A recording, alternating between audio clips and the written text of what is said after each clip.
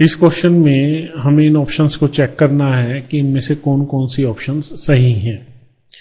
पहली ऑप्शन में कह रहा है a system X is in thermal equilibrium with Y. तो थर्मल इक्विलिब्रियम का मतलब क्या होता है? थर्मल इक्विलिब्रियम का मतलब टेम्परेचर इक्विवेलेंस है। तो यहां पे फर्स्ट सिचुएशन को हम लिखेंगे that temperature of system X is equal to temperature of system Y. Thermal equilibrium में है एक्स एंड वाई, और एक्स जेड के साथ थर्मल इक्विलिब्रियम में नहीं है।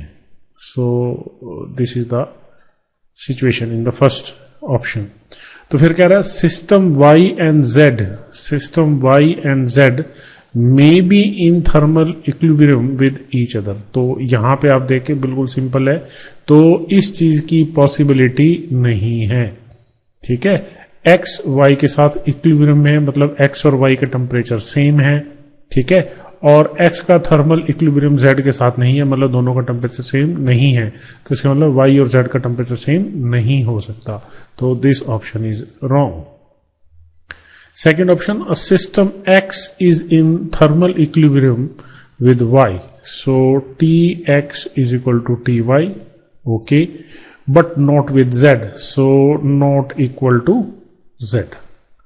ठीक है, system Y and Z are not in thermal equilibrium with each other. तो यही बात है, हम ऊपर लिखा है कि they are not in thermal equilibrium. तो B option is correct.